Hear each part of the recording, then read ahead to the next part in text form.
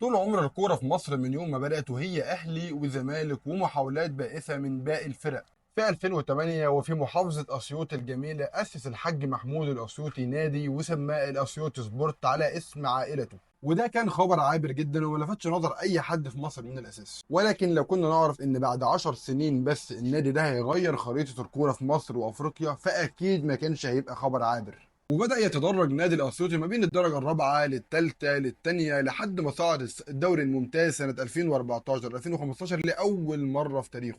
لكنه كان ضيف خفيف جدا في السنة دي، وزي ما راح زي ما رجع وهبط مرة تانية لدوري الدرجة التانية وسنتين هناك مع المظاليم، وصعد مرة تانية للدوري الممتاز سنة 2017 2018، ولكنه كان صعود بلا عودة. وفي الوقت ده كان قمة هرم الرياضة في مصر النادي الأهلي بيعلن تعيين المستشار تركي آل الشيخ رئيسا شرفيا للنادي بعد دعم النادي في مجموعة من الملفات، أبرزها ملف صفقات اللاعبين وتجديد عقود اللاعبين. فترة قصيرة وانتهى التعاون ده بين المستشار تركي آل الشيخ وإدارة النادي، فقرر المستشار تركي آل الشيخ شراء نادي والاستثمار فيه لمنافسة الأهلي في مصر.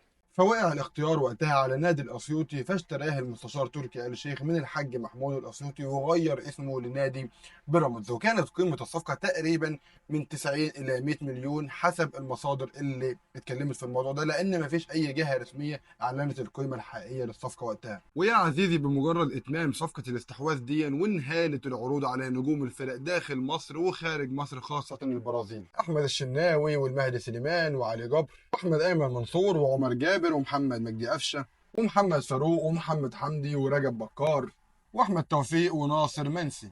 والقائمه تطول، وكمان تم التعاقد مع 4 لاعبين برازيليين: لوكاس ريبيمار وكارلوس ادواردو ورودريجينيو ولاعب اسمه كينو. ما اعتقدش ان داخل مصر لاعب محترف زيه في التاريخ، برغم ان هو لاعب معاهم سنه واحده بس. وكمان لاعب هولندي اسمه داني شاهين. واحتفظوا ببعض اللاعبين اللي كانوا موجودين في الاسيوطي، ابرزهم نبيل عماد دونجا ومهند لاشين وحماده طلبه.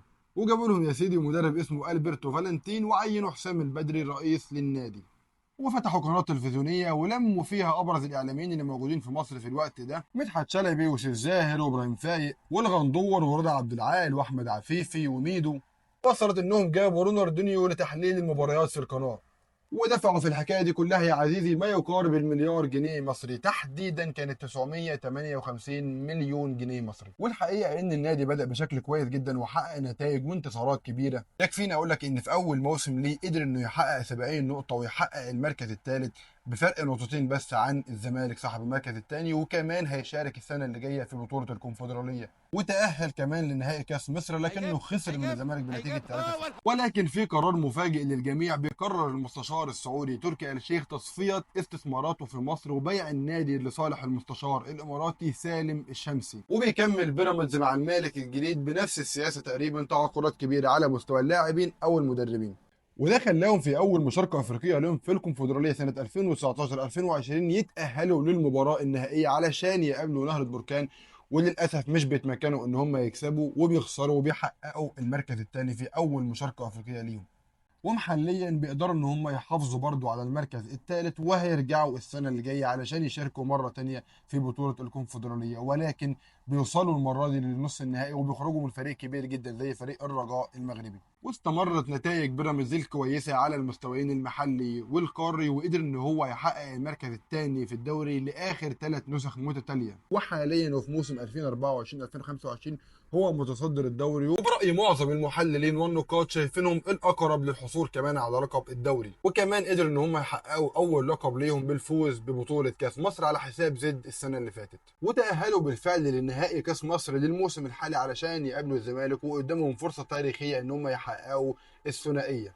مش بس الثنائيه، يقدروا كمان يحققوا الثلاثيه، لان هم على المستوى الافريقي موجودين حاليا في نص نهائي دوري ابطال افريقيا للموسم الحالي، وعلى بعد خطوه واحده بس من الصعود للنهائي وتحقيق حلم كبير بالفوز بالبطوله. واللي ساعد النادي ان هم يحققوا كل ده هو قيامهم باجراء صفقات كبيره خلال الفتره اللي بنتكلم عنها دي ولحد وقتنا الحالي. على سبيل المثال عبد الله السعيد وشريف اكرامي واحمد فتحي ورمضان صبحي ومصطفى فتحي وفخر الدين بن يوسف وبلاتي توريو ووليد الكارتي والشيبي وفيستون مايلي وتصعيد اللاعب الشاب ابراهيم عادل واسماء تانية كتير جدا جدا. دلوقتي احنا وصلنا لنهاية الحلقة، ولكن قبل ما نقفل الفيديو وننزل بالتتر حابب اطرح على حضراتكم مجموعة من التساؤلات علشان تشاركونا في التعليقات.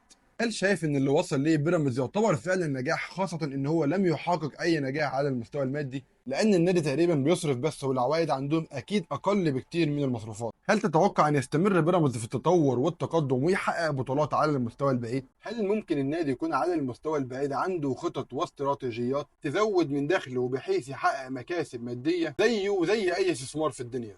هل شايف ان بيراميدز خطر على الزمالك وفعلا غير خريطة الكورة في مصر، واصبحت الكورة في مصر اهلي وبيراميدز بدلا من اهلي وزمالك؟ دي كانت الحكاية الرابعة، واللي اتكلمنا فيها عن نوع مختلف من الاستثمار، على عكس اللي اتكلمنا فيه في الحلقات الثلاثة اللي فاتوا واللي موجودين على القناة، تقدر تشوفهم وتشاركنا في التعليقات آرائك. استنونا في حكايات تانية عن كرة القدم، ودلوقتي تقدر تنزل بالتتر.